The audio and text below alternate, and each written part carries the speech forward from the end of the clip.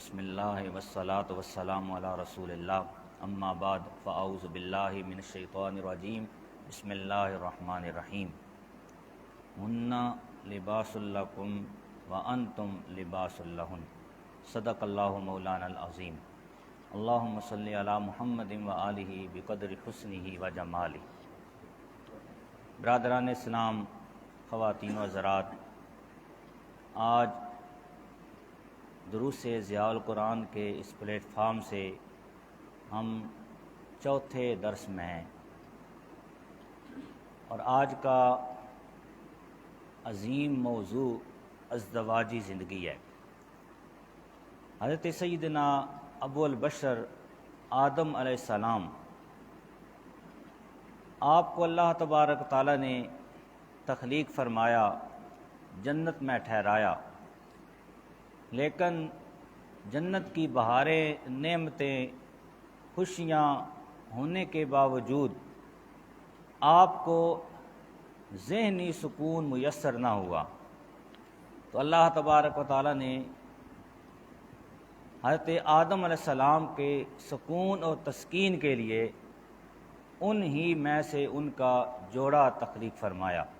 یا ایھا الناس انا خلقناکم من ذکر و انثی، کہ اے لوگو، ہم نے تم کو ایک انسان سے پیدا فرمایا۔ حضرت آدم علیہ السلام، آپ کی تسکین کے لیے اللہ تبارک تعالیٰ نے آپ کی بائیں پسلی سے حضرت حوا علیہ السلام کو تخلیق فرمایا۔ تو اس طرح یہ ایک انسانی جوڑا، پہلا جوڑا تخلیق میں آیا۔ اسی لیے اللہ تبارک و تعالیٰ کے پیارے حبیب علیہ الصلاۃ والسلام نے ارشاد فرمایا کہ اے لوگو، تم میں سے کسی کو کسی پر کوئی برتری حاصل نہیں، کسی گورے کو کالے پر، کسی کالے کو گورے پر، کسی سفید کو کالے پر، الا تقوی، ہاں فضیلت ہے تو وہ تقوی اور پرہیزگاری کی ہے۔ اس کی وجہ یہ ہے کہ تمام انسان حضرت آدم علیہ السلام کی اولاد ہونے میں برابر ہیں۔ کسی کا رنگ گورا ہے، کالا ہے، چٹا ہے، برادری میں کوئی راجہ ہے، کوئی چودھری ہے، کوئی نچلے درجے میں ہے، لیکن حقیقتاً وہ سارے حضرت آدم علیہ السلام کی اولاد ہیں۔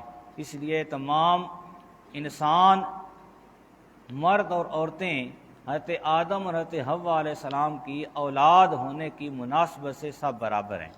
تو برادران اسلام، پہلا جو ہمارا موضوع تھا وہ حقوق العباد تھا۔ تو حقوق العباد میں جو حقوق تھے، ان میں ایک عام حق جو ہے وہ میاں بیوی کے درمیان ایک دوسرے کا ہے۔ تو اس مناسبت سے میاں بیوی کے اس بندھن کو ازدواجی زندگی کہتے ہیں۔ تو آج اسی کے متعلق ہم گفتگو کریں گے۔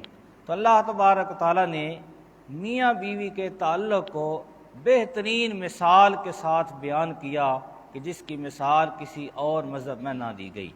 اللہ تبارک تعالیٰ نے ارشاد فرمایا ہن لباس لکم وانتم لباس لہن، کہ وہ عورتیں وہ تمہارا لباس ہیں اور تم مرد عورتوں کا لباس ہو۔ تو برادران اسلام، ایک اہم فہم بات ہے، ہم جو لباس استعمال کرتے ہیں اس کا مقصد کیا ہے؟ لباس ہمارے جسم کے عیب چھپا لیتا ہے، تو عیب چھپانے کے لیے ہم لباس استعمال کرتے ہیں۔ پہلا لباس کا یہ فائدہ ہے۔ تو انسانی جسم میں خواہشات ہیں، اگر انسان اپنی خواہشات غیر جگہ پہ پوری کرے اور اس پر لوگ مطلع ہو جائیں تو اس کے جو عیب ہوں گے، جو اس کی خرابیاں ہوں گی، جو گناہ ہوں گے، وہ ظاہر ہوں گے۔ تو اللہ تبارک تعالیٰ نے مرد کو بیوی کے رشتے کے ساتھ منسلک کیا تاکہ اس کے جسم کے عیب چھپ جائیں، یہ اپنی خواہشات حلال طریقے سے پوری کرے۔ دوسرا لباس کا یہ فائدہ ہوتا ہے کہ یہ انسان کے جسم کو زیب و زینت بخشتا ہے، خوبصورتی بخشتا ہے۔ جب انسان سنت طریقے کے مطابق عمامہ باندھتا ہے، قمیض یا کرتا پہنتا ہے، جبہ پہنتا ہے، شلوار قمیض یا دھوتی باندھتا ہے، تو بندہ ایک لباس کی وجہ سے خوشنما نظر آتا ہے، اس کی شخصیت میں نکھار آ جاتا ہے۔ تو اللہ تبارک و تعالیٰ نے عورت کو مرد کے لیے اور مرد کو عورت کے لیے لباس فرمایا کہ لباس کے ساتھ، عورت کے ساتھ انسان کو زینت بخشی۔ آپ گھر میں اکیلے رہیں، گھر میں ساز و سامان ہو، ہر چیز موجود ہو، کھانے پینے کی اشیاء موجود ہوں، لیکن گھر کا حسن اسی وقت نکھرتا ہے جب گھر میں عورت موجود ہو۔ گھر کو سلیقے کے ساتھ چلانا، ہر چیز کو سلیقے کے ساتھ رکھنا اور کھانے پکانے کا اہتمام اچھے طریقے کے ساتھ کرنا، یہ عورت کی ہی فطرت میں ہے۔ آپ ہوٹل سے جائیں، جتنا مزے کا کھانا پکوا لیں، لیکن عورت کے ہاتھ کی جو شیریں ہے وہ اس میں کبھی نہیں آ سکتی۔ اس لیے اللہ تبارک تعالیٰ نے فرمایا کہ یہ جو میاں بیوی کا رشتہ ہے یہ زیب و زینت ہے، یہ تمہارے لیے آرائش کا سامان ہے۔ اور پھر لباس کا ایک تیسرا فائدہ یہ بھی ہے کہ لباس ہی وہ چیز ہے جو ہمارے جسم کے زیادہ قریب ہے۔ تو ہمارے سب سے قریب تر جو چیز ہے وہ لباس ہے، جسم کے قریب تر جو چیز ہے وہ لباس ہے۔ تو انسان کے ساتھ جس کا قریبی تعلق ہے، اس بات کی طرف اللہ رب العزت نے اشارہ کیا کہ مرد کے لیے عورت اور عورت کے لیے مرد وہ لباس ہیں، یعنی قریب ترین رشتہ ہے عورت کا مرد کے ساتھ، مرد کا عورت کے ساتھ۔ تو زوجین کا ایسا رشتہ ہے کہ یہ سب سے قریب ترین، میاں کے عورت پہ بہت حقوق ہیں، اسی طرح عورت کے مرد کے لیے بہت حقوق ہیں، تو دونوں کے برابر برابر بہت عام حقوق ہیں، دونوں ایک دوسرے کے قریب ہیں۔ تو اللہ تبارک تعالیٰ نے ہن لباس لکم وانتم لباس لہن، یہ فرما کر اللہ تبارک تعالیٰ نے انسان کو اس بات سے آگاہ کیا کہ تم ایک دوسرے کے ساتھ کتنے قریب ہو۔ ایک تو انسان کے گناہ چھپ جاتے ہیں، دوسرا انسان کا وقار عزت بڑھتی ہے، اور تیسرا یہ ایک دوسرے کے قریب ہوتے ہیں۔ یہ انسان کا اپنے ازدواجی رشتے میں منسلک ہونے کا فائدہ ہے۔ تو برادران اسلام، اسلام میں نکاح کی کیا اہمیت ہے؟ کل قبلہ مفتی صاحب نے نکاح کی اہمیت اور ضرورت، اس کے بارے میں چند باتیں ہمارے گوش گزار کی۔ تو نکاح کا بہت بڑا فائدہ ہے۔ ہم نماز پڑھتے ہیں، دینی شاعر کے اعتبار سے جب ہم چیزیں ادا کرتے ہیں تو نماز پڑھیں تو ایک نماز کا ثواب ہے، لیکن یہی نماز رشتہ ازدواج میں آنے کے بعد پڑھی جائے تو ایک نماز کا ثواب 21 سے 40 سے لے کر 70 گنا تک بڑھ جاتا ہے۔ تو جو شادی شدہ آدمی ہے اس کی ایک نماز کو بڑھا کے 21 گنا سے 70 گنا تک ثواب میں اضافہ کر دیا جاتا ہے۔ اس کی وجہ کیا ہے کہ پہلے بندہ اکیلا تھا، اس پہ صرف حقوق اللہ عائد تھے، لیکن جب رشتہ ازدواج میں آیا تو اس پہ حقوق العباد بھی آ گئے، اس پہ بوجھ آ گیا۔ آپ دیکھتے ہیں کہ یہ جو ہمارے سرکاری ملازمین ہیں، جب ان کا نکاح ہو جاتا ہے تو ان کے ساتھ بونس لگ جاتا ہے کہ اب اس کی ضروریات بڑھ گئی ہیں۔ تو اسی طرح جب انسان پر پابندیاں عائد ہو جاتی ہیں، حقوق زیادہ ہو جاتے ہیں، تو ان حقوق کی ادائیگی کے ساتھ اللہ تبارک تعالیٰ ثواب بھی زیادہ عطا فرماتا ہے۔ تو اس دوسری طرف حضور نے ارشاد فرمایا النکاح نصف الایمان، نکاح نصف ایمان ہے۔ جب بندہ شادی کر لے تو اس کا ایمان آدھا مکمل ہو گیا، باقی آگے کے بارے میں وہ غور و فکر کرے، وہ کوشش کرے۔ تو اللہ تبارک و تعالیٰ نے انسان کو ثواب کی طرف لانے کے لیے رہبانیت کے طریقے سے روک دیا۔ تو پہلی شریعتوں میں یا پہلے مذاہب میں یہ سمجھا جاتا تھا کہ بندہ اگر انسانی معاملات میں الجھے گا تو وہ اللہ تبارک تعالیٰ کی طرف عبادت کے لیے راغب نہیں ہو سکے گا، اس لیے وہ حضرت عیسیٰ علیہ السلام کی سنت اپناتے ہوئے مرد کنوارے رہتے، حضرت مریم علیہ السلام کی سنت اپناتے ہوئے عورتیں کنواری رہتی، کہ یہ اللہ کے قرب کا ذریعہ ہے کہ دنیا سے، دنیا کے معاملات سے دور رہا جائے۔ تو سرکار دو عالم علیہ الصلوۃ والسلام نے ارشاد فرمایا لا رہبانیت فی الاسلام، کہ اسلام میں رہبانیت نہیں ہے. جس طرح کہ میں ابھی حدیث پاک گوشت گزار کر چکا ہوں کہ حقوق العباد کے عائد ہونے کے ساتھ انسانی ازدواجی رشتے میں آنے کے بعد عبادت کا ثواب 20-70 گنا بڑھا دیا جاتا ہے. تو یہ اللہ کے قرب کا زیادہ ذریعہ ہے. تو شوہر کے بیوی پہ چند حقوق ہیں. عام چیزوں کی طرف میں اشارات کرتا جاؤں گا کیونکہ یہ اتنا لمبا موضوع ہے کہ ایک اس چھوٹی سی نشست میں ہم سیر اثر اس پہ بحث نہیں کر سکتے. تو کئی نشستوں میں اس پہ عام گفتگو کی جا سکتی ہے، لیکن چونکہ جو ضروری چیزیں ہیں ان سے آگاہی ضروری ہے، انہی کو ہم جو ٹچ کریں گے. تو بیوی کے ساتھ اچھے طریقے کے ساتھ زندگی گزارنا.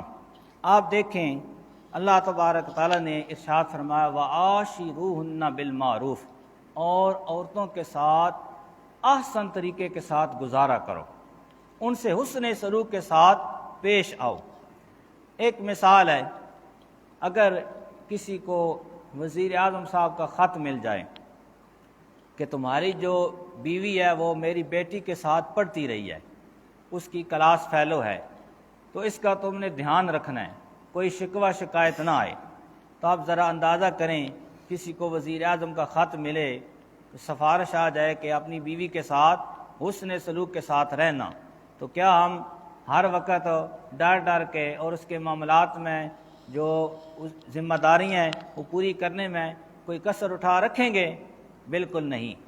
تو اللہ تبارک و تعالیٰ پوری کائنات کا بادشاہ ہے، وہ سفارش کر رہا ہے وَعَاشِرُوهُنَّ بِالْمَعْرُوفِ، کہ اس جنس کو میں نے کمزور پیدا کیا ہے، لہذا میں ہی اللہ رب العالمین جس نے پیدا کیا ہے خالق ہوں، اس کی کمزوریاں جانتے ہوئے تمہارے ساتھ یہ وعدہ کر رہا ہوں کہ اگر تم ان کے ساتھ اچھے طریقے کے ساتھ رہو گے تو اللہ تبارک تعالیٰ تمہیں جنت الفردوس عطا فرمائے گا. تو اللہ رب العزت خود سفارش کر رہا ہے کہ اس جن کے ساتھ احسن طریقے کے ساتھ رہنا ہے، یہ تخلیقاً کمزور پیدا کی گئی ہے. تو اللہ تبارک تعالیٰ نے اس کی سفارش کر دی، تو اب ہمارے لیے ضروری ہے کہ ہم اللہ تبارک تعالیٰ کے اس حکم کی بجا آوری کریں. سرکار دو عالم علیہ الصلوۃ والسلام نے خود ارشاد فرمایا خیرکم لأہلہ وانا خیرکم لأہلی، کہ تم میں سے بہترین ہے وہ شخص جو اپنے گھر والوں کے ساتھ اچھا رہے، اور میں اپنے گھر والوں میں تم سب سے بہتر ہوں، تم سب سے بہترین زندگی گزار رہا ہوں. یعنی اپنی گھر والیوں کے ساتھ میرا رویہ اخلاقاً طبعاً ہر معاملات میں اچھا اور احسن ہے. برادران اسلام، عورتوں کے کچھ مردوں پہ حقوق ہوتے ہیں، ان کی بجا آوری ضروری ہے. وہ حقوق جو اللہ اور اس کے رسول نے میاں بیوی کو عطا کیے ہیں ان پہ کامل طریقے پہ عمل پیرا ہونا یہ ضروری ہے. ایک تو یہ اللہ اور اس کے رسول کا حکم ہے، اور دوسرا اس میں دونوں کے لیے آخرت میں جزا ہے. مرد کے لیے یہ حکم ہے کہ جیسا وہ خود کھانا کھائے ایسا ہی گھر والوں کو کھلائے. یہ نہیں کہ خود جا کے ہوٹل پہ اچھی وہ چیزیں کھا لیں اور گھر والوں کے لیے وہ معیار نہ رکھا جائے، بلکہ جو خود کھائیں وہی اپنے گھر والوں کو کھلائیں. یہاں تک کہ حضور نے فرمایا کہ اگر تم اچھا کھانا باہر سے کھا کے آتے ہو تو گھر والوں کو نہ بتاؤ کہ میں اس طرح آج کھانا کھا کے آتا ہوں. اور یہ دیکھیں ہم ولیمے پہ جاتے ہیں، اگر گھر والے ساتھ نہیں ہوتے، گھر آ کے پھر تذکرہ کرتے ہیں کہ اتنی ڈشیں ہم نے کھائیں، یہ کھایا.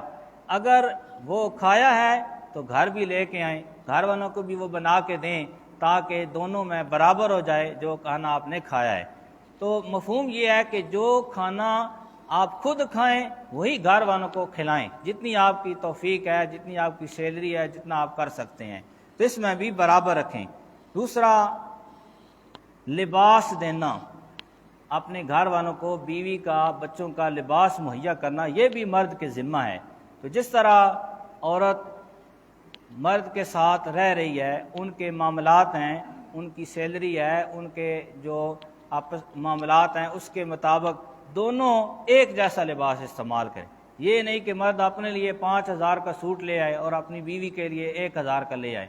تو دونوں کا برابر ہو. جس طرح خود باہر معاشرے میں نکلتے ہوئے تم اپنے کپڑے استعمال کرتے ہو، اسی طرح اپنے گھر والوں کو بھی وہی کپڑے لے کر دو. ایک بات اور بھی ہے حضرت عمر بن عبدالعزیز، عید کا موقع ہے، آپ کی زوجہ کہتی ہیں کہ بچوں کے لیے کپڑے لینے ہیں، عید کا موقع ہے۔ تو آپ نے کہا کہ میری تو اتنی سیلری نہیں، میں نے تو بہت کم تنخواہ رکھائی ہوئی ہے، دنیا سے دور رہتے ہوئے، امیر المومنین ہیں لیکن زہد فی الدنیا ہے۔ تو آپ کہتے ہیں کہ میری تو اتنی سیلری نہیں جس سے کپڑے آ جائیں۔ تو بیوی کہتی ہے کہ آپ اس طرح کریں، 1 مہینے کی ایڈوانس تنخواہ لے لیں تاکہ بچوں کے کپڑے لے لیں۔ تو آپ جاتے ہیں، جا کے اپنے مالک کو کہتے ہیں کہ میرا جو اگلے مہینے کا روزینہ ہے وہ آپ ایڈوانس دے دیں تاکہ بچوں کے لیے عید پہ کپڑے خرید لیں۔ تو وہ بھی بڑے سمجھدار تھے، جس طرح حاکم ہوتے تھے اسی طرح رعایا بھی ہوتی تھی۔ تو بیت المال کے جو انچارج تھے انہوں نے کہا کہ اگر آپ یہ گارنٹی دے دیں کہ آپ اگلے مہینے زندہ رہیں گے، ڈیوٹی کر سکیں گے، صحت مند رہیں گے، تو پھر تو میں آپ کو ایڈوانس تنخواہ دے دیتا ہوں۔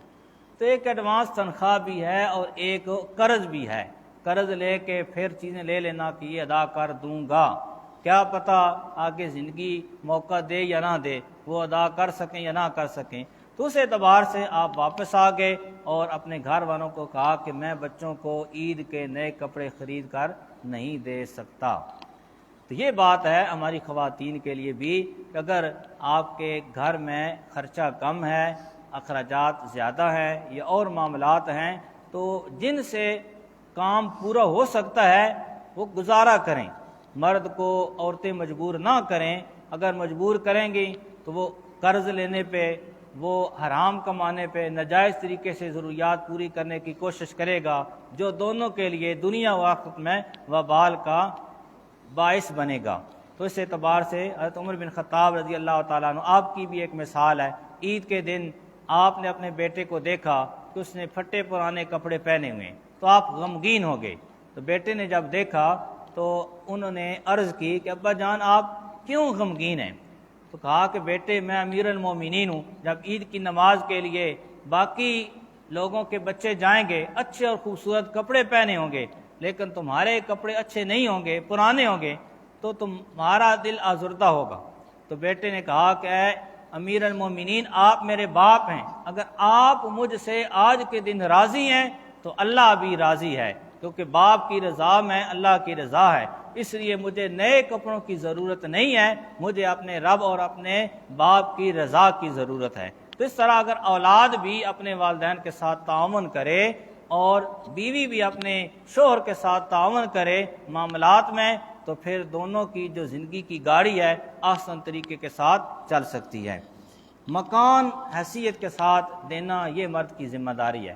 تو جتنی حیثیت ہے شوہر کی اس کے مطابق اس کو شریعت کہتی ہے کہ کسوہ، سکنا، نفقہ، خرچہ، کپڑے اور مکان، یہ اس کی ذمہ داری ہے۔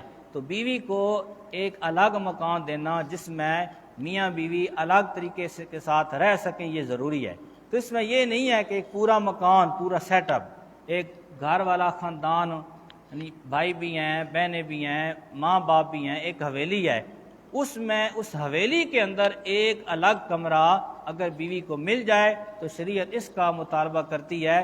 الگ پورا سیٹ اپ اگر مرد کی حیثیت نہیں ہے تو اس کی مرد کی ذمہ داری اتنی نہیں ہے، صرف گھر میں اس کو ایک الگ جگہ، ایک الگ مکان میاں بیوی کی رہنے کے لیے وہ مل جائے، الگ کمرہ، تو یہ اس کی ضرورت پوری ہو سکتی ہے۔ ہاں اگر اس کی حیثیت ہے تو وہ بالکل اپنا الگ کمرہ بنا لے، یہ شریعت اس کو اجازت دیتی ہے، گھر والے اس کو مجبور نہیں کر سکتے کہ وہ ان کے ساتھ ہی رہے۔ اسی طرح شوہر ان امور پہ اپنی بیوی کو مار سکتا ہے کہ جو شریعت اس کو حکم دیتی ہے۔ اگر عورت بنو سنگار نہ کرے اپنے خامند کے لیے تو وہ اس کو مار سکتا ہے، یعنی اتنی مار کہ جس کے ساتھ اس کو چوٹ نہ لگے، اس کو سرزنش کر سکے۔ آپ دیکھیں، گھر میں مشاہدہ کریں کہ ہماری جو خواتین ہیں وہ اپنے شوہروں کے لیے ہار سنگار نہیں کرتی، اس کو وہ معیوب سمجھتی ہیں۔ گھر میں میلے کچیلے رہنا، صاف ستھرا نہ رہنا، اچھا لباس نہ پہننا، یہ روٹین بن چکی ہے۔ اس کے برعکس اگر آپ دیکھیں کہ اگر ڈاکٹر کے پاس جانا ہے، وہی عورت جو ابھی بالکل میلی کچیلی تھی، لباس پرانا پہنا ہوا تھا، فوراً کہے گی کہ پہلے میں لباس تبدیل کر لوں، کوئی تھوڑا سا بناؤ سنگار کر لوں، ڈاکٹر کے پاس جائیں گے تو وہ کیا کہے گا کہ یہ میلے کو چلیں، بازار میں شاپنگ کے لیے جانا ہے، وہی عورت فوراً تیار ہوگی کہ باہر نکلنا ہے، لوگ کیا کہتے ہیں۔ تو شریعت تو کہتی ہے کہ اپنے خامد کے لیے، اپنے ماں باپ بہن بھائیوں کے لیے ہار سنگار کرو، تو ہمارا جو طریقہ الگ ہو گئے، غیر محرموں کے لیے ہار سنگار اور پاکیزگی وہ ہماری عورتوں کا شیوا بن گئے۔ تو برادران اسلام، اس لیے شریعت نے کہا ہے اگر گھر میں عورت مرد کے لیے وہ خوبصورتی بنائے گی اور مرد عورت کے لیے خوبصورتی بنائے گا تو دونوں کی نگاہیں پاک ہو جائیں گی، غیر محرم کی طرف نہیں اٹھیں گی، کیونکہ اس کی جو ضرورت ہے وہ گھر میں پوری ہو جائے گی۔ تو اس اعتبار سے مرد کے ذمہ یہ بھی ہے کہ ہار سنگار کی چیزیں جو اس کے گھر کے لیے ضرورت ہیں وہ اپنی عورت کو لا کر دیتا رہے، یعنی مہندی وغیرہ یہ عورت کو لا کر دے گھر میں، تاکہ وہ گھر میں مہندی استعمال کرے۔ تو اس اعتبار سے گھر میں خامد کے لیے اپنے بہن بھائیوں ماں باپ کے سامنے عورت کو شریعت نے حکم دیا ہے کہ وہ بناؤ سنگار کر کے اچھے طریقے کے ساتھ، خوبصورتی کے ساتھ، پاکیزگی کے ساتھ رہے، تاکہ اس کا مرد دوسری عورتوں کی طرف نظر نہ اٹھائے۔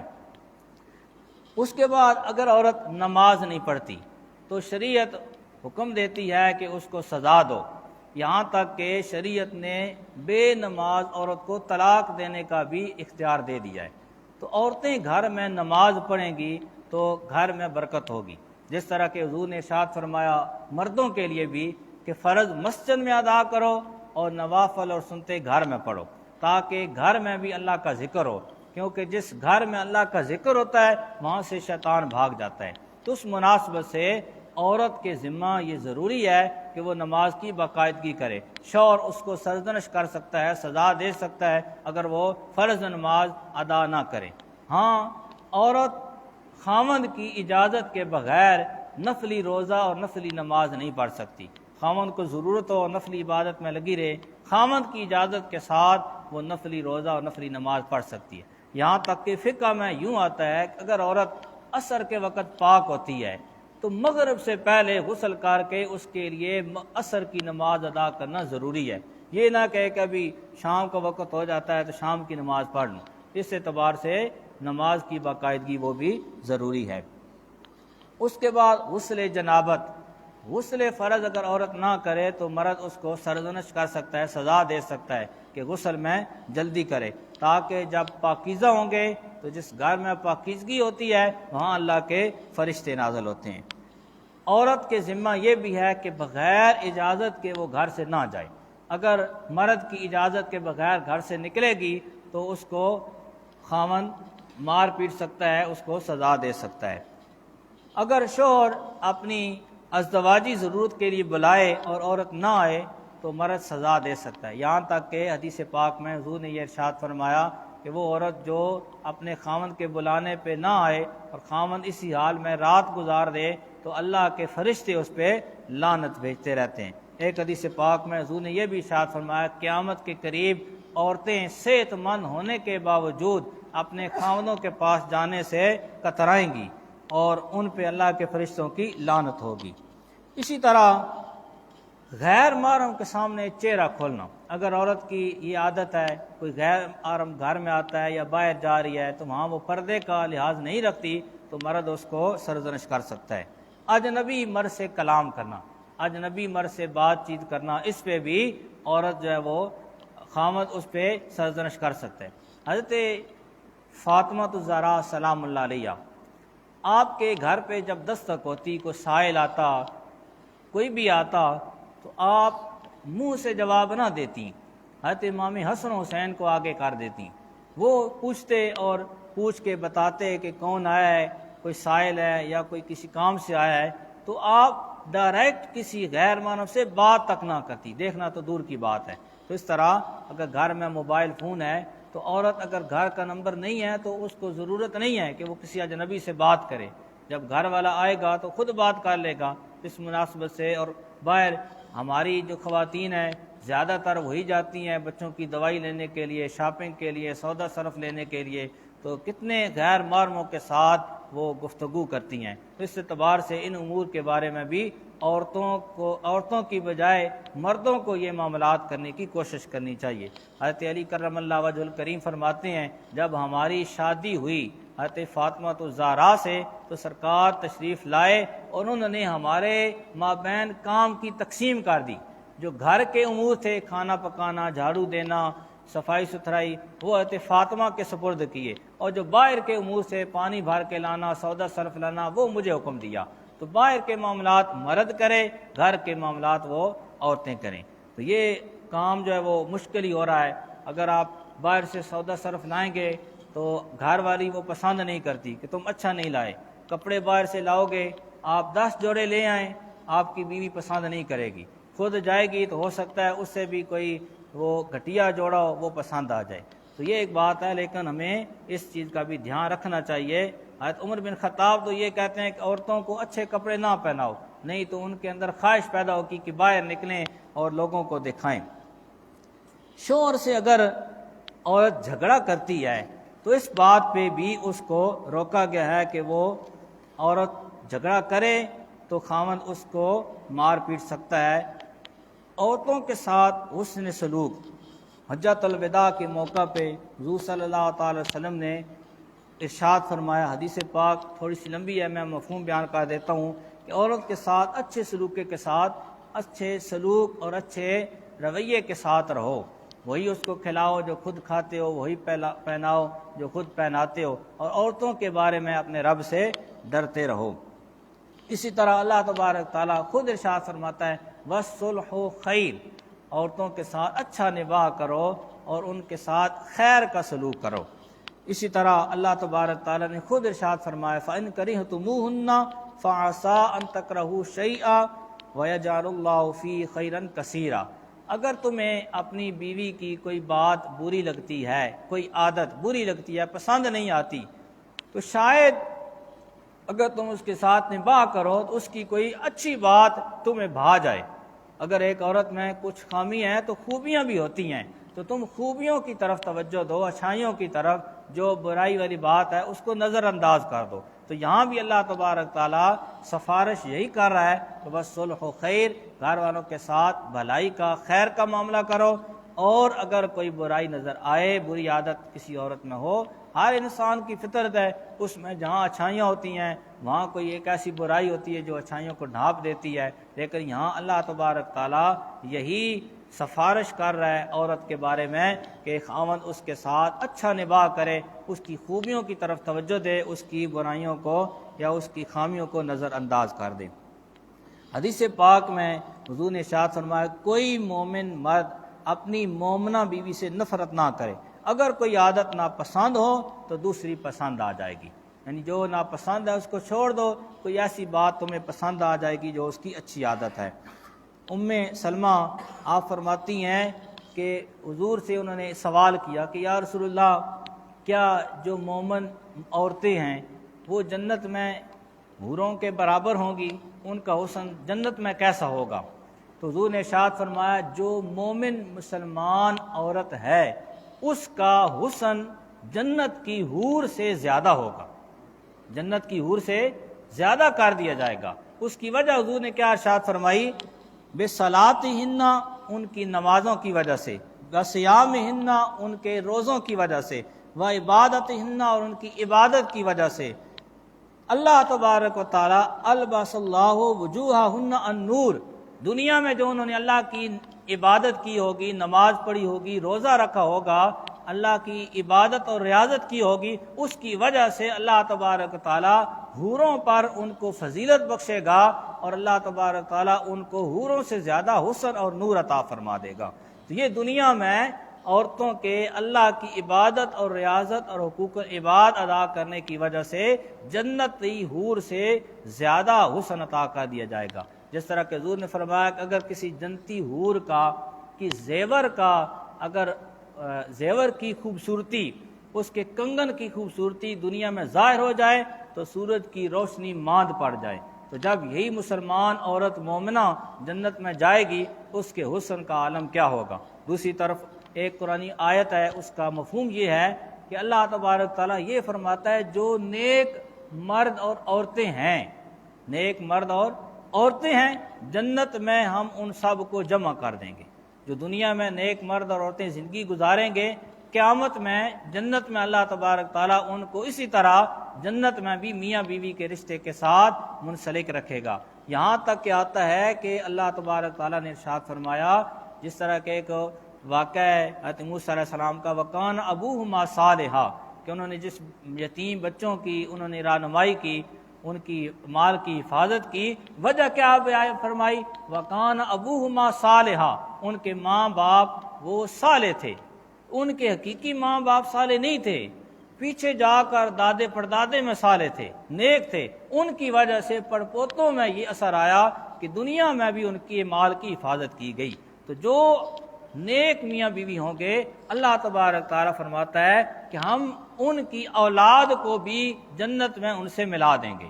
تو اولاد کی جو جنت میں اپنے ساتھ رہائش ہے وہ دنیا میں نیک اعمال ہیں۔ حضرت عبداللہ بن عباس، حضرت عبداللہ بن مسعود، آپ رات کو جب نماز پڑھتے تو آپ کا بیٹا سامنے سویا ہوتا تو آپ یہ کہتے من اجل ذالک، کہ اے بیٹے یہ میری لمبی نمازیں، رات کی عبادت، یہ تہجد، یہ اس لیے ہے تاکہ تو بھی ہمارے ساتھ مل جائے، تاکہ اللہ تبارک تعالی ہمارے بعد تیرے اعمال میں اگر کمی بھی ہو تو اس عبادت کے صدقے سے وہ کمی پوری فرما دے۔ جس طرح آپ دیکھتے ہیں کہ ایک مرد ہے، وہ ڈیوٹی کرتا ہے کسی سرکاری نوکری میں، وہ ریٹائر ہو جاتا ہے، اس کی پینشن اس کی بیوی کو لگ جاتی ہے۔ اگر کوئی بیٹی ہو غیر شادی شدہ، بیوی کے بعد اس کے ذمہ آ جاتی ہے، تو ڈیوٹی اس نے کی، محنت اس نے کی، لیکن دنیا میں بھی اس کی اولاد کو، بیوی کو اس کا صلہ مل رہا ہے۔ تو اللہ تبارک تعالیٰ وہ تو اعلیٰ و اجل، اس کی ذات بڑی ہے،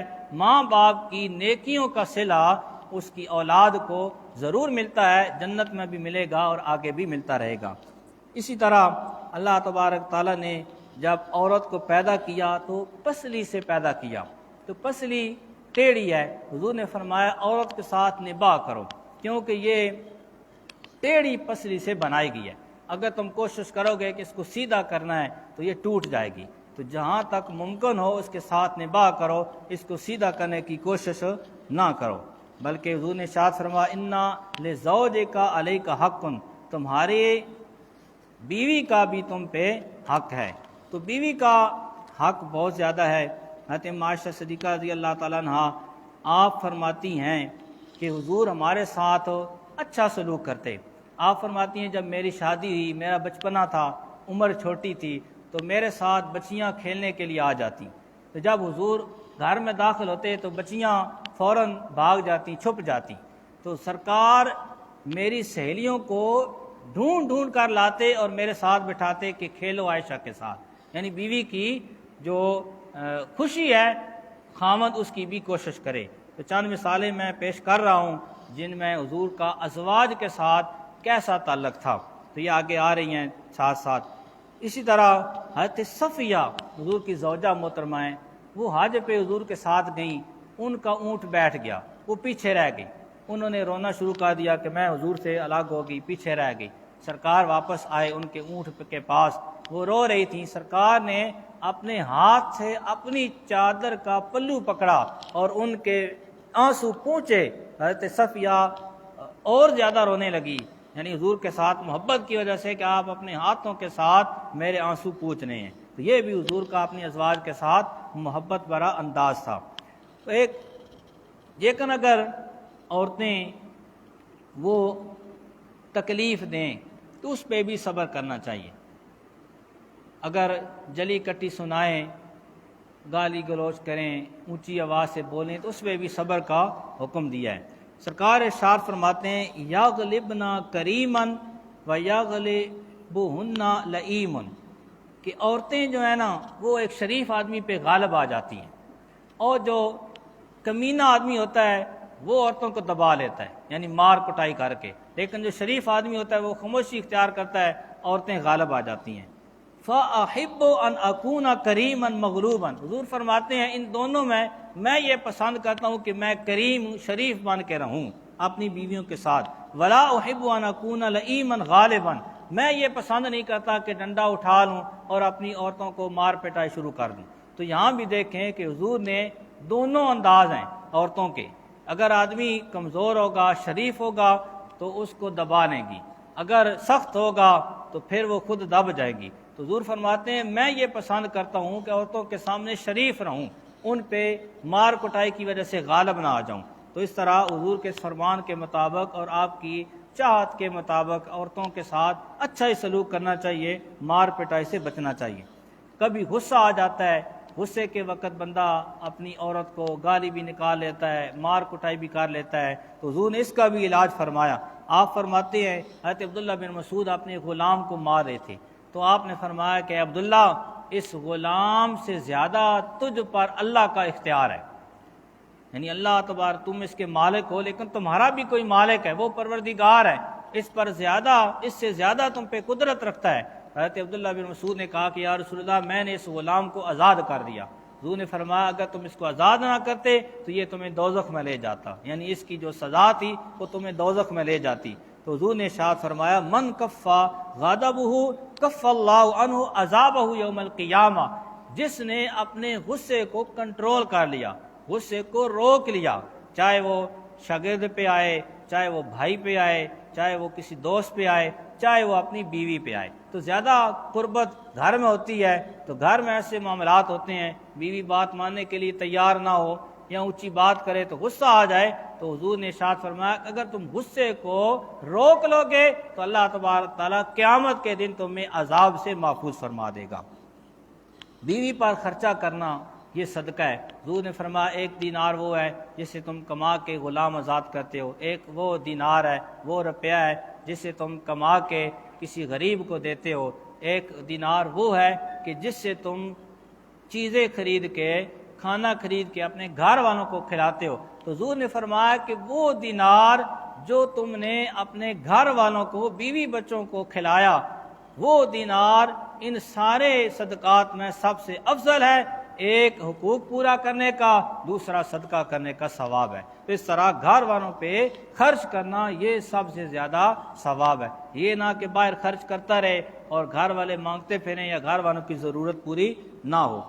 دوسری طرف ان گھر والوں کو سہولیات دینے کے ساتھ ساتھ آخرت کی طرف بھی ان کی ترغیب ضروری ہے، جس طرح کہ حضرت اسماعیل علیہ السلام کے بارے میں اللہ تبارک تعالیٰ نے فرمایا وَأْمُرْ أَهْلَكَ بِالصَّلَاةِ وَكَانَ يَأْمُرُهُ بِالصَّلَاةِ، کہتے اسماعیل علیہ السلام اپنی گھر والوں کو نماز کا حکم دیتے تھے، اور حضور کو ارشاد فرمایا وَأْمُرْ أَهْلَكَ بِالصَّلَاةِ، اے محبوب اپنے گھر والوں کو، اپنی امت کو کہیں کہ اپنے گھر والوں کو نماز کا حکم دیا کریں۔ تو سرکار دو عالم علیہ السلام جب صبح بیدار ہوتے تو آپ بیدار ہونے کے ساتھ ہی سب سے پہلے اپنے ساتھ جو گھر تھا اپنی بیٹی فاطمہ کا، ان کے گھر کو دستک دیتے اور کہتے الصلاۃ الصلاۃ، نماز کا ٹائم ہو گیا، نماز کے لیے اٹھو۔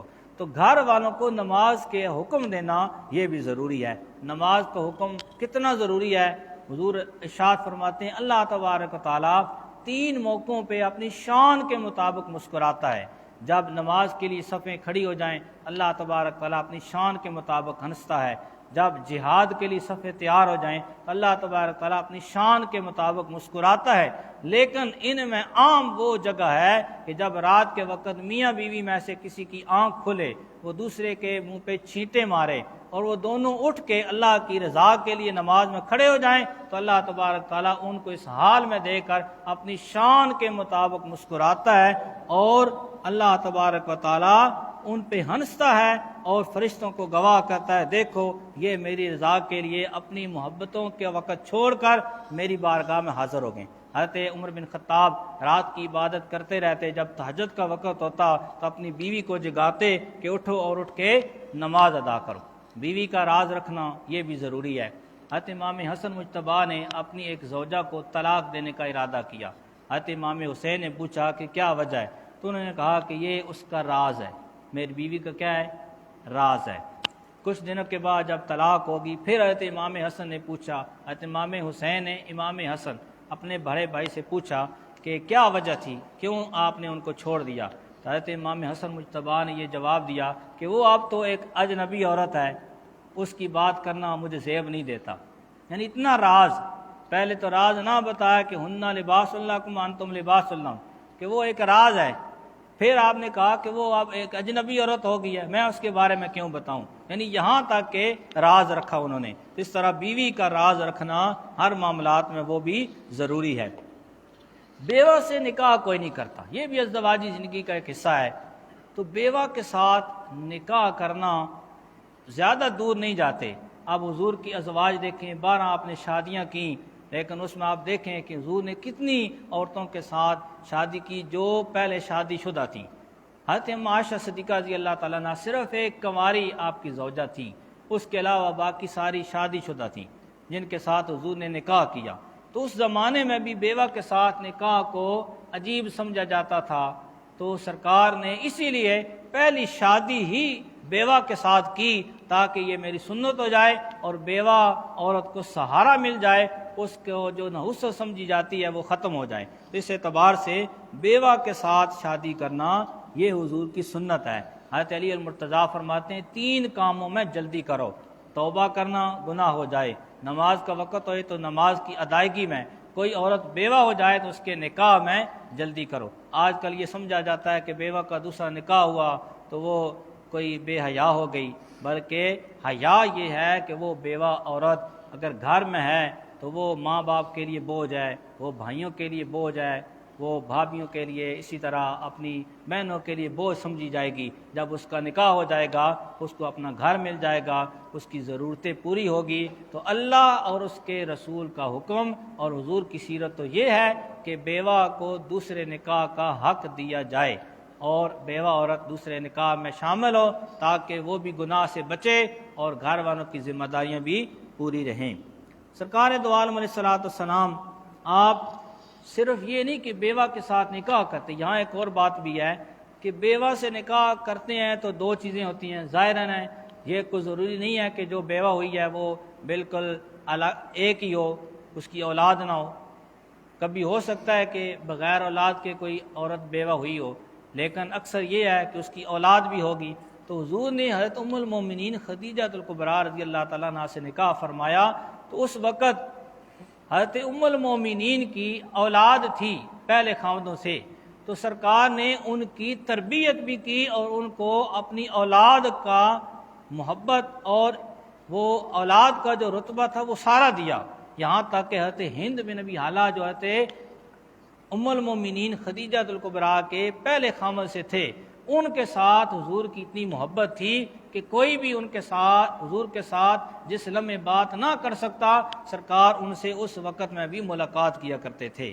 تو حضور نے یہ بھی سیرت قائم کی کہ اگر کسی بیوہ کے ساتھ نکاح کرتے ہو تو اس کی اولاد تمہاری اولاد ہے، ان کو باپ کی شفقت دو، ان کی تربیت کرو اور ان کو سنبھالنا یہ بھی صدقہ ہے اللہ تبارک تعالیٰ کی مخلوق کو پالنے کے برابر۔ اگر بیوی اور شوہر بیماری میں مبتلا ہو جائیں تو کیا اس وقت کیسا رویہ ہونا چاہیے؟ حضرت ایوب علیہ السلام اللہ کے پیغمبر ہیں، 12 سال بیمار رہے، اتنے بیمار رہے کہ پورے جسم میں کیڑے پڑ گئے، اتنے بیمار رہے، ساری برادری چھوڑ دیتی ہے، رشتہ دار چھوڑ دیتے ہیں، لیکن ایک ہستی ہے ان کے ساتھ جو ان کی خدمت کر رہی ہے۔ وہ کون ہے؟ وہ آپ کی زوجہ محترمہ ہے، آپ کی بیوی ہیں۔ انہوں نے اپنی خاوند کی بیماری میں ساتھ نہ چھوڑا اور ان کے ساتھ لگاتار خدمت میں رہیں۔ اسی لیے اللہ تبارک تعالیٰ نے حضرت ایوب علیہ السلام کو پھر شفا عطا کی اور ان کو زندگی کی دوبارہ جوانی کی بہاریں عطا کی جو انہوں نے دنیا میں اپنے خاوند کی خدمت کی تھی۔ دوسری طرف آپ دیکھیں غزوہ بدر کا موقع ہے، سرکار دو عالم علیہ الصلوۃ والسلام کی بیوی حضرت آپ کی بیٹی حضرت رقیہ رضی اللہ تعالیٰ عنہ، حضرت عثمان کی زوجہ محترمہ، وہ بیمار ہیں، تو سرکار نے حضرت عثمان بن عفان کو غزوہ بدر میں جہاں ایک ایک مجاہد کی سخت ترین ضرورت تھی وہاں جانے سے روک دیا کہ تم اپنی بیوی کی بیماری میں ان کی خدمت کرو، ان کا خیال رکھو، ان کی نگہبانی کرو۔ اور پھر حضور نے ارشاد فرمایا کہ عثمان یہ نہ سمجھنا کہ تم غزوہ بدر سے الگ ہو، بلکہ تمہیں غزوہ بدر کے مجاہدین میں شمار بھی کیا جائے گا اور ان سب کے برابر تم کو حصہ بھی دیا جائے گا۔ تو سرکار نے بیوی کی خدمت کو جہاد سے مقدم کیا۔ اگر بیوی بیمار ہو تو اس اعتبار سے بیوی بیمار ہو تو اس کی خدمت کرنا حدیث پاک میں آتا ہے حضرت ایوب علیہ السلام کا بیماری میں صبر کرنے کے برابر ثواب ہے۔ اس طرح میاں بیوی میں سے اگر کوئی بیمار ہو جائے تو ایک دوسرے کی خدمت کرنا یہ بھی ضروری ہے۔ خاوند کو راضی رکھنا، حضرت فاطمہ رضی اللہ تعالیٰ عنہ حضور کے گھر تشریف لے گئیں اور انہوں نے جا کے عرض کیا کہ اے ابا جان، آج علی کسی بات سے مجھ پہ خفا ہو گئے، میں نے ان کو راضی کرنے کے لیے ان کے کمرے کے 70 چکر لگائے۔ کتنے؟ 70 چکر۔ تو حضرت فاطمہ جب یہ بات کہہ چکی تو حضور نے فرمایا کہ اے فاطمہ، اگر علی تجھ سے راضی نہ ہوتے تو میں تمہارا جنازہ نہ پڑھاتا۔ کتنی بڑی بات ہے۔ حضرت فاطمہ جنتی عورتوں کی سردار ہیں، حضور کی پیاری بیٹی ہیں، اور اللہ تبارک تعالیٰ نے ان کا مقام کیا ذکر کیا ہے، لیکن اس کے باوجود خاوند کے ساتھ جو تعلق ہے اس کا حضور نے کیسے اظہار کیا۔ حضرت فاطمہ کو حضور نے فرمایا کہ اگر علی راضی نہ ہوتے تو گھر میں کوئی چھوٹی موٹی بات ہوئی ہوگی، لیکن حضرت فاطمہ کی سیرت کیا ہے، اپنے خاوند کو فی الفور راضی کرنے کے لیے ان کے کمرے کے 70 چکر لگائے، اور حضور فرمایا کہ اگر علی راضی نہ ہوتے تو میں تمہارا، یعنی تمہارا خاوند راضی نہ ہوتا تو تمہارا جنازہ نہ پڑھاتا۔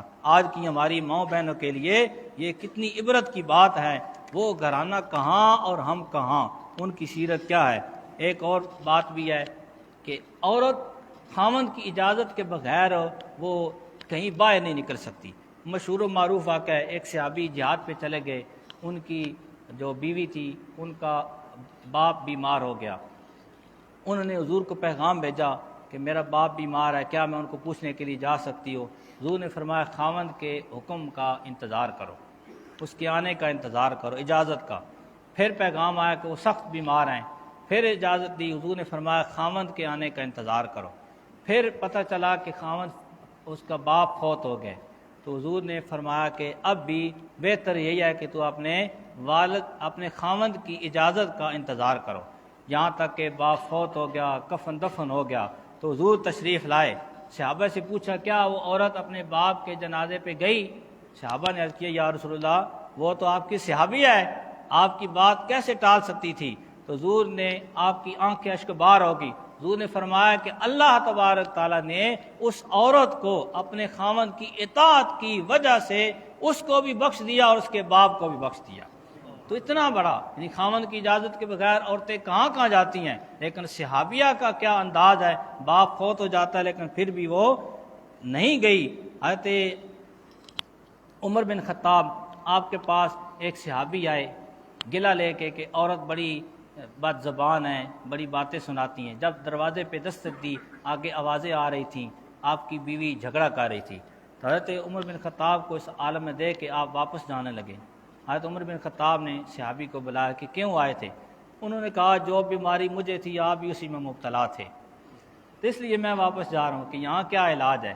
حضرت عمر بن خطاب نے فرمایا کہ یہ جو عورت ہے اس کے ساتھ اچھا نباہ ہے کہ وہ ہمارے کپڑے دھوتی ہے، ہماری دھوبن ہے، ہمارا کھانا پکاتی ہے، وہ ہماری باورچن ہے، ہماری وہ خاکروب ہے، گھر کی صفائی کرتی ہے، ہماری وہ دائیا ہے، ہمارے بچے پالتی ہے، اس کو باتیں کرنے کا حق ہے۔ عمر بن خطاب اتنے سخت مزاج ہو کے بھی اپنے گھر والوں کے سامنے وہ خاموش رہتے ہیں کہ یہ حضور کا طریقہ ہے۔ تو اس طرح اگر عورت اس طرح کی باتیں کرے تو اس کو برداشت کرنا یہ بھی حضور کی اور صحابہ کی سنت ہے، لیکن عورت کو بھی دیکھنا چاہیے کہ اللہ تبارک تعالیٰ نے اس کا کتنا لحاظ رکھا ہے۔ اگر وہ بچی ہے تو اس کا محافظ باپ اور بیٹا ہے، اگر وہ بیوی ہو جاتی ہے تو اس کا محافظ اس کا خاوند ہو جاتا ہے، اگر وہ اولاد والی ہو جاتی ہے تو اس کا محافظ بیٹا ہے۔ تو عورت کی حفاظت کے لیے، اس کی ضرورت کے لیے ہمیشہ اللہ تبارک تعالیٰ نے جوان کو رکھا، بیٹی ہے تو باپ، بیوی ہے تو خاوند، اور اگر ماں بن گئی ہے تو بیٹا۔ تو عورت کو اتنا اسلام نے اس کو تحفظ دیا ہے۔ آج کل حقوق نسواں کا بول بولا جاتا ہے، لیکن اسلام نے جو عورت کو حقوق دیے ہیں اس سے بڑھ کر کوئی اور مذہب نہ دے سکا۔ کبھی کبھی عورت کا لحاظ رکھنا چاہیے، گھر میں عورت کو سکون دینا چاہیے۔ حضرت علی المرتضیٰ اکثر اپنے بیٹوں کو گھر سے باہر لے جاتے، کیوں؟ اس لیے کہ گھر میں غربت ہوتی۔ آپ کہتے ہیں کہ گھر میں حسن و حسین بچے رہیں گے تو ماں سے کھانے کا مطالبہ کریں گے، ان کا دل دکھے گا، رات کو وہ عبادت کرتی ہیں، کام کاج کرتی ہیں، اگر گھر میں بچے رہے تو ان کو آرام کا موقع نہیں ملے گا۔ اس لیے حضرت امام حسن حسین کو حضرت علی گھر سے باہر لے جاتے تاکہ وہ بچوں کے گھر سے باہر جانے کی وجہ سے ان کی والدہ کو کچھ آرام مل جائے۔ تو آج یہی بات ہے، ہم اس کا لحاظ نہیں رکھتے، بچے چھوٹے ہوتے ہیں تو والدہ نہ تو سو سکتی ہے نہ کام کاج سے فارغ ہو سکتی ہے، کام سے فارغ ہوا بچوں کو سنبھالا، نیند پراپر نہیں ہوتی جس کی وجہ سے صحت بھی خراب ہوتی ہے۔ تو یہ زندگی کے دونوں پہیے ہیں، بیوی اور خاوند، تو اس طرح ان چیزوں کا بھی دھیان رکھنا، عورت کی صحت کا، اس کے آرام کا، اس میں بھی مرد وہ ان کے ساتھ تعاون کرے۔ جس طرح کہ حضور خود فرماتے ہیں، میں گھر میں جھاڑو بھی دیتا ہوں، گھر میں آٹا بھی گوندھ کے دیتا ہوں، گھر والوں کے ساتھ کام کاج میں بھی ہوتا ہوں تاکہ ان کا کچھ بوجھ ہلکا ہو جائے۔ حضرت ام المومنین بیوی کے ساتھ کتنا تعلق ہے، ٹائم ہو گیا ہے، صرف یہ دو چیزیں بہت ضروری ہیں۔ حضرت ام المومنین عائشہ صدیقہ آپ فرماتی ہیں کہ حضور کا میرے ساتھ کتنا گہرا تعلق تھا کہ سرکار آپ قرآن پاک کی تلاوت فرما رہے ہوتے اور آپ کا سر مبارک میری گود میں ہوتا جب کہ میں ایام سے ہوتی، یعنی میں پاکی والے دنوں میں نہ ہوتی، لیکن حضور کا انداز کیا تھا کہ آپ میری گود میں سر رکھتے اور آپ قرآن پاک کی تلاوت کرتے۔ آج کل عورت کو منحوس سمجھا جاتا ہے ان دنوں میں، لیکن حضور کی سیرت کیا ہے۔ دوسری طرف آپ فرماتی ہیں کہ جب سرکار دو عالم علیہ الصلوۃ والسلام نماز پڑھتے رات کو تو مجھے نہ جگاتے، آپ ساری رات عبادت کرتے رہتے، جب نماز میں سجدے کے لیے جاتے تو جگہ تنگ تھی تو آپ میرے سر کو اشارہ کرتے، میرے پاؤں کو، تو میں پاؤں سکیڑ لیتی اور آپ سجدہ کر لیتے۔ یعنی گھر میں اتنی قربت، بیوی کے ساتھ مل کے عبادت کرنا اور اس کے آرام کا بھی لحاظ رکھنا۔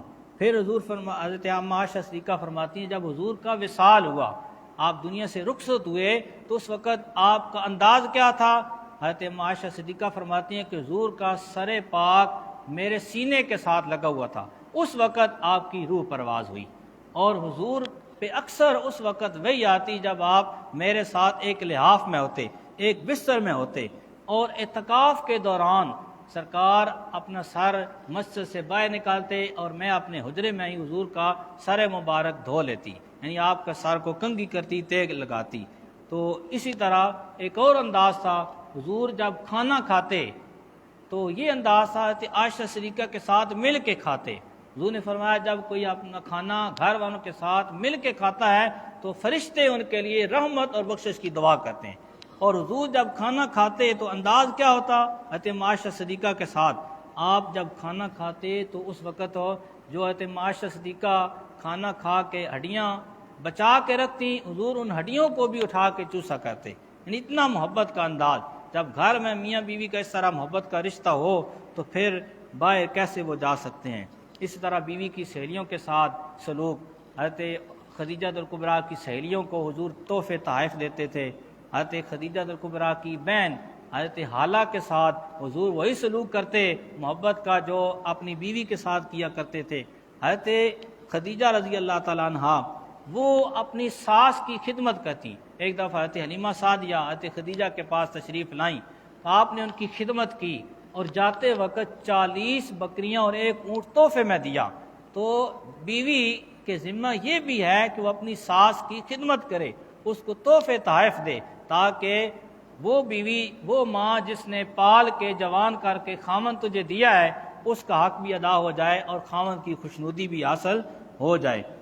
تو بہت سی چیزیں اور بھی ہیں۔ حضرت رقیہ کے بارے میں بھی میں نے پڑھا ہے، حضور کی صاحبزادی، کہ وہ بھی حضرت عثمان بن عفان کا اپنے ہاتھوں کے ساتھ سر دھویا کرتی تھیں۔ تو اور بہت سی چیزیں ہیں، لیکن ابھی اسی پہ اکتفا کرتے ہیں۔ عورت اپنی اولاد کی تربیت بھی کرے، یہ بھی دونوں کے حقوق میں آتا ہے۔ حضرت امام ربیہ آپ فرماتے ہیں کہ میری والدہ امید سے تھی، میرے والد چلے گئے، ان کے جانے کے بعد یعنی تجارت کے لیے جہاد پہ چلے گئے، وہ جب گئے تو 27 سال کے بعد واپس آئے. کتنے سال بعد؟ جہاد سے 27 سال کے بعد. گھر آئے, دستک دی, ایک جوان سامنے آیا, الجھ گئے کہ یہ کون ہے؟ تو بیوی نے بتایا کہ یہ اپنا ہی ہے, بیٹھو کھانا شانا کھاؤ. تو نماز کا وقت ہو گیا, وہ چلے گئے. مسجد میں دیکھا تو ایک خوبصورت جوان حدیث پاک کا درس دے رہا ہے. تو آپ لوگوں سے پوچھنے لگے کہ یہ جوان کون ہے؟ تو لوگوں نے بتایا کہ یہ کوئی ربیہ ہیں امام, ان کے یہ صاحبزادے ہیں. تو آپ جو ہی گھر آئے تو ربیہ, انہوں نے بیوی سے سوال کیا کہ میں تجھے 30,000 دینار دے کے گیا تھا, وہ کہاں لگائے ہیں؟ انہوں نے کہا بھی نماز کا وقت ہے, وہ میں نے محفوظ کیے ہیں, آپ نماز پڑھ کے آئیں پھر آ کے بتاتی ہوں وہ آپ کا مال کہاں خرچ کیا ہے. تو جب نماز پڑھ کے آئے تو آپ نے کہا کہ اے میری زوجہ, تم نے میرا مال میرے پیچھے ایسی جگہ پہ خرچ کیا ہے کہ اس کا ایسا ثواب ہے کہ میں خود ہوتا تو وہ ایسا ثواب نہ کما سکتا. یعنی میرے جانے کے بعد میرے مال کو میرے بیٹی کی تربیت پہ, اس کو علم سکھانے, اس کو سرکار کی حدیثوں کا سبق سنانے پہ خرچ کر دیا. تو یہ اللہ کا شکر ہے کہ تو نے میرے مال کو صحیح جگہ پہ خرچ کیا. آج میں آیا ہوں تو میرا بیٹا محدث ہے, اور بڑے بڑے علماء, عالم اور صحابہ ان کے سامنے زانوی تلمذ بٹھا کے ان کے سامنے وہ حدیثیں سنتے ہیں. تو یہ بہت سی باتیں تھیں جو ازدواجی زندگی کا حسن ہے. تو اللہ تبارک و تعالی ہمیں اس جو ازدواجی زندگی کا جو بندھن ہے, اس کا جو حسن ہے, اس کی طرف توجہ دینے اور اپنی دونوں کی جو ضرورتیں ہیں وہ پوری کرنے, دونوں کے فرائض نبھانے, اس میں جو اولاد کا حق ہے میاں بیوی دونوں کی طرف سے اس کو ادا کرنے, اور اسلام کے ان سنہری اصولوں پہ کما حقو عمل پیرا ہونے کی توفیق دے. وما علیہ الا البلاغ.